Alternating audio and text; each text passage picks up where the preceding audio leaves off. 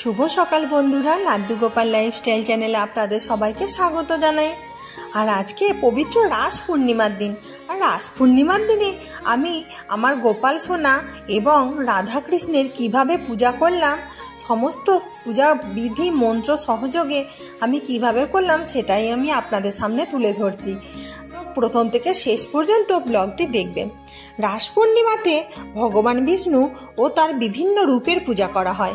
আজকের দিনে আমি শ্রীকৃষ্ণ এবং রাধারানীর পূজা করব। শ্রীকৃষ্ণ এবং রাধারানীর পূজা হলো রাধা এবং শ্রীকৃষ্ণকে উৎসর্গ করা। রাধা এবং শ্রীকৃষ্ণ হলেন ঐশ্বরিক দম্পতি। ওনারা ভক্তদের সুস্বাস্থ্য, সম্পদ এবং সমৃদ্ধি দান করেন এবং প্রেম বিতরণ করেন এবং আমাদের সকল ভক্তদের আশীর্বাদ দেন। তো চলুন আমি পূজাটা শুরু করছি। প্রথমে একটা অষ্টদল কমল আমি এঁকে নিলাম চন্দন সহযোগে একটি পাত্রের উপরে। 8টি পাপড়ি হয়েছে নাকি আমি একটু গুনে দেখলাম, ভালো করে এঁকে নিলাম। কারণ আমি আজকে রাধা কৃষ্ণকে স্নান করাবো না, আমার সুন্দর ড্রেস পরানো আছে, আজকে আমি গোপাল সোনাকে স্নান করাবো।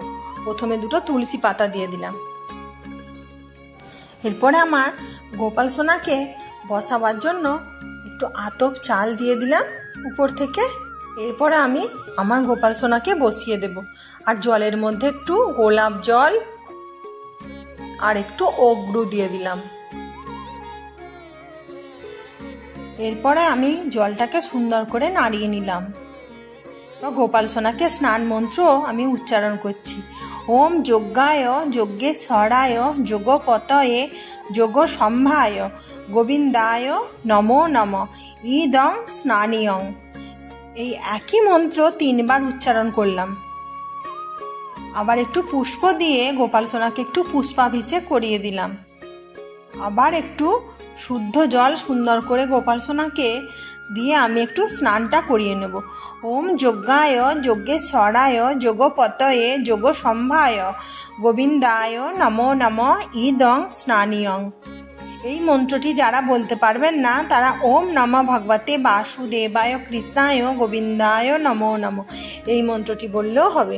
আর আমি গোপাল সোনার জন্য নতুন একটা ড্রেস নিয়ে এলাম আর একটি মুকুট, 2টো আমি সুন্দর করে সেট করে কিনে এনেছি।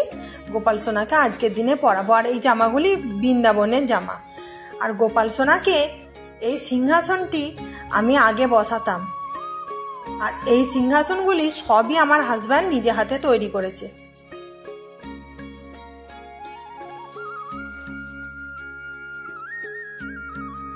আর এই সিংহাসনটাতে আজকে বসাবো, মানে কিছুটা রাজহাঁসের মতো ডিজাইন আর কি। এটা আমার হাজব্যান্ড নিজে হাতে তৈরি করেছে। সিংহাসনটা বসিয়ে দিয়েছি। এবার আমি গোপাল সোনাকে সুন্দর করে বসাবো। আর কেমন হয়েছে সিংহাসনটা অবশ্যই বলবেন। আর আমার রাধা কৃষ্ণকেও দেখিয়ে দিলাম। আজকে আমার সিংহাসনেই পূজা করছি, কারণ আমার সিংহাসনে তো অন্য ঠাকুর থাকেন না। আর আমি গোপাল সোনাকে নিজ স্থানে বসিয়ে দিলাম। এরপরে সুন্দর করে সাজ শৃঙ্গার করিয়ে আয়না দর্শন করিয়ে দেব। কেমন লাগছে দেখুন গোপাল সোনাকে। আর এই বাঁশিটি আমার গোপাল সোনা সোনার বাঁশি। আর ময়ূর পালকটি মাথায় দিয়ে দিলাম। আর এমনিতে ওই পিছনে গাছ থাকে, গাছের উপরে অনেক ময়ূর পালক দেওয়া থাকে। আর একটু আয়না দর্শন করিয়ে দিলাম।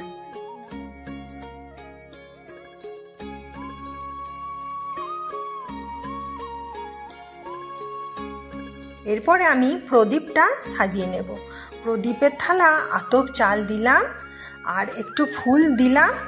তারপরে আমি প্রদীপটিকে বসিয়ে নেব, কারণ আতপ চালের উপরে প্রদীপ বসাতে হয়। প্রদীপকে শুধু কোনোদিন বসাতে নেই। আর আমি ঘিয়ের প্রদীপ প্রত্যেক দিনই জ্বালাই, আজকেও আমি ঘিয়ের প্রদীপ জ্বালিয়েছি। আর প্রদীপ থেকে কোনোদিন ধূপ ধরাতে নেই, ধূপের জন্য আলাদা কাঠি ব্যবহার করতে হয়। এরপর আমি হাতে একটু গঙ্গা জল নিয়ে নমো বিষ্ণু নমো বিষ্ণু নমো বিষ্ণু, আবার একটু হাতে গঙ্গা জল নিয়ে হাতকে শুদ্ধ করে নেব। শুদ্ধ করে নেওয়ার পর হাত জোর করে নমো অপবিত্র পবিত্র বা সর্বাবস্থাং গত বিবা যৎসারে কুণ্ডরী কাক সং সবাহ্য অভ্যন্তর শুচি নমো শুচি নমো শুচি নমো শুচি। এই মন্ত্র বলে নিজেকে শুদ্ধ করে নিলাম। এরপরে আমি যে পুষ্পগুলি নিয়েছি পুষ্পগুলির উপরে চন্দন একটু গঙ্গা জল সহযোগে আমি বলবো নমো পুষ্পে পুষ্পে মহাপুষ্পে সুপুষ্পে পুষ্প সম্ভবে পুষ্প চয়াব কীর্ণে হং ফট স্বাহা। এই মন্ত্রটি বলে আমি সুন্দরভাবে পুষ্পগুলিকে শুদ্ধিকরণ করে নিলাম। এরপরে হাত জোড় করে ভগবানদের মিনতি করলাম যে গৃহে থাকার জন্য।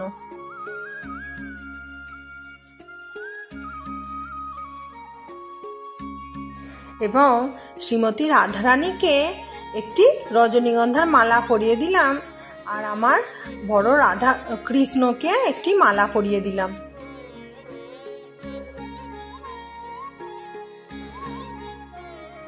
এরপরে আমি হাতে ফুল পুষ্প দূর্বা বেলপাতা সব নিয়ে আর প্রথমে শ্রী গণেশায় নম শ্রী গণেশায় নম শ্রী গণেশায় নম এতে গন্ধ পুষ্পে নম গণেশায় নম এই রূপে শ্রী সূর্যায় নম নম বিষ্ণবে নারায়ণায় নম নম শিবায় নম নম দুর্গায় নম নম আদিত্য দাদি নবগ্রহ ভো নম। এরপর আমি একটা থালায় রাধাকৃষ্ণের চরণ যুগল আমার বাড়িতে যে ওনারা প্রবেশ করেছেন চরণ যুগল ধুয়ে দেওয়ার জন্য ওনাদের কাছে মিনতি করছি এই ফুল দূর্বা আতপ চাল সহযোগে ভগবানের কাছে এ তৎ পাদ্যং নম শ্রী শ্রী রাধা কৃষ্ণায় নম এই বলে নিবেদন করলাম। এরপর আবার একটু অর্ঘ্য সাজিয়ে নিলাম দুটি আতপ চাল সহযোগে।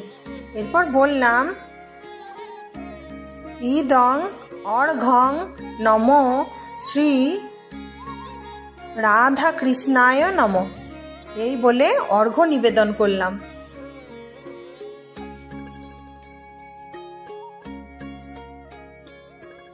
এরপর আমি প্রণাম করে শ্রীকৃষ্ণের চরণে তুলসী নিবেদন করব।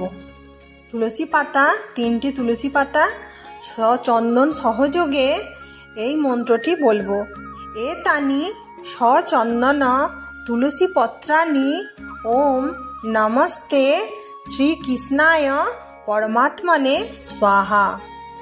এই একই মন্ত্র 3 বার উচ্চারণ করব। এ তানি সচন্দন তুলসী পত্রানি ওম নমস্তে শ্রীকৃষ্ণায় পরমাত্মনে স্বাহা। এ তানি সচন্দন তুলসী পত্রানি ওম নমস্তে শ্রীকৃষ্ণায় পরমাত্মনে স্বাহা বলে তুলসী পত্র নিবেদন করে দিলাম। এরপর আমি গোপালের জন্য সুন্দর করে একটু পুষ্প নিবেদন করে দিচ্ছি। পুষ্পগুলি নিয়ে বলবো এতে গন্ধ পুষ্পে নম গোপালায় নম। এরপরে আমি গোপু সোনার জন্য 3টি তুলসী পাতা সুন্দর করে চন্দন সহযোগে এই মন্ত্রটি বলবো এ তানি সচন্দন তুলসী পত্রানি ওম নমস্তে গোপালায় পরমাত্মনে স্বাহা দিয়ে গোপাল সোনাকে তুলসী পত্র চরণে নিবেদন করে দিলাম। এবার আমি একটু চন্দন নিয়ে শ্রীকৃষ্ণকে ফোঁটা দিয়ে দিলাম, তিলক দিয়ে দিলাম, গোপাল সোনাকেও একটু তিলক দিয়ে দিলাম আর একটু সিঁদুর নিয়ে আমি রাধারানীকে তিলক দিয়ে দিলাম। বলা হয় নাকি যেখানে শ্রীকৃষ্ণ থাকেন রাধারানী গোপাল সেখানেই নাকি কামধেনুর বাস। শ্রী কামধেনুকায় নমঃ এই মন্ত্র বলে আমি কামধেনুকেও পূজা করে নিলাম, দিয়ে প্রণাম করে নিলাম। এরপরে আমি শ্রীকৃষ্ণকে একটি সাদা চেলি আর রাধারানীকে একটি লাল চেলি আজকে বস্ত্র স্বরূপ দিলাম, যেহেতু আমি সুন্দর করে আগে থেকেই বস্ত্র পরিয়ে রেখেছিলাম। আর এরপরে আমি হরে কৃষ্ণ মহামন্ত্র জপ করতে করতে ভগবানের উদ্দেশ্যে আমি ভোগ নিবেদন করলাম। আর যার গুরু থাকবে গুরু প্রণাম করলেও হবে। আর আমি আজকে হরে কৃষ্ণ মহামন্ত্র জপ করতে করতে ভগবানকে ভোগ নিবেদন করলাম। আর আজকে বছরে আমার প্রথম দিনে বাড়িতে পানি ফল এলো, আমি ওর জন্য ভগবানকে নিবেদন করলাম। আর 5 রকমের মিষ্টি দিলাম আর একটু জল দিলাম। আর প্রত্যেকটা খাবারের উপরে তুলসী পত্র আজকের দিনে নিবেদন করতে হয়। হরে কৃষ্ণ কৃষ্ণ কৃষ্ণ হরে হরে, হরে রাম রাম রাম হরে হরে। ভগবান প্রসাদ গ্রহণ করো, এই বলে আমি কিছু ফুল দূর্বা সহযোগে, বেলপাতা সহযোগে ওম শ্রী শ্রী রাধা কৃষ্ণায় গোপালায় নমঃ, ওম শ্রী শ্রী রাধা কৃষ্ণায় গোপালায় নমঃ, ওম শ্রী শ্রী রাধা কৃষ্ণায় গোপালায় নমঃ। হরে কৃষ্ণ কৃষ্ণ কৃষ্ণ হরে হরে, হরে রাম রাম রাম হরে হরে। এরপরে আমি কিছু ফুল নিয়ে আমি পুষ্পাঞ্জলি নিয়ে নেব। ওম হ্রিং হ্রিং শ্রিং শ্রিং রাধা কৃষ্ণায় নমঃ, ওম হ্রিং হ্রিং শ্রিং শ্রিং রাধা কৃষ্ণায় নমঃ, ওম হ্রিং হ্রিং শ্রিং শ্রিং রাধা কৃষ্ণায় গোপালায় নমঃ। এরপর আমি সুন্দর করে প্রণাম করে নিলাম। আমার পূজা গ্রহণ করার জন্য অনুরোধ করলাম ভগবানের কাছে। এরপর আমি সুন্দর করে আরতি করব, আপনারা দেখতে থাকুন।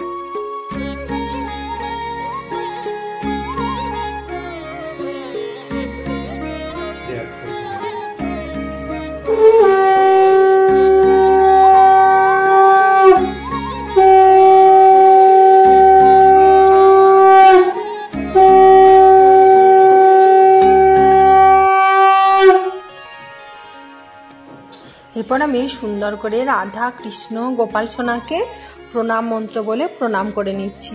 হে কৃষ্ণ করুণা সিন্ধু দীনবন্ধু জগৎপতে, গোপেশ গোপিকা কান্ত রাধা কান্ত নমস্তুতে। তপ্ত কাঞ্চন গৌরাঙ্গী রাধে বৃন্দাবনেশ্বরী, বৃষভানুসুতে দেবী প্রণমামি হরিপ্রিয়ে। রাধা কৃষ্ণায় নম। নীলোৎপলদল শ্যামং যশোদানন্দনন্দনং, গোপিকা হৃদয় নন্দং গোপালং প্রণমা মোঝং, গোপালায় নম। এইভাবে আমি প্রণাম মন্ত্র করে নিলাম। তো আমার ভিডিওটি কেমন লাগলো বন্ধুরা, অবশ্যই লাইক কমেন্ট শেয়ার করতে ভুলবেন না। কমেন্টে অবশ্যই রাধা কৃষ্ণ এবং গোপালের নাম অবশ্যই লিখবেন। আপনাদের একটা লাইক কমেন্ট শেয়ার সাবস্ক্রাইব আমাকে আরও ভালো ভালো নতুন নতুন ভিডিও আনতে অনুপ্রাণিত করবে। আমি আমার মন্দিরটা সুন্দর করে দেখিয়ে দিলাম, আর কেমন লাগলো অবশ্যই বলবেন। তো চলুন আবার দেখা হবে নেক্সট একটা ভালো নতুন ব্লগে। ততক্ষণ পর্যন্ত সবাই সুস্থ থাকবেন, ভালো থাকবেন। রাধে রাধে।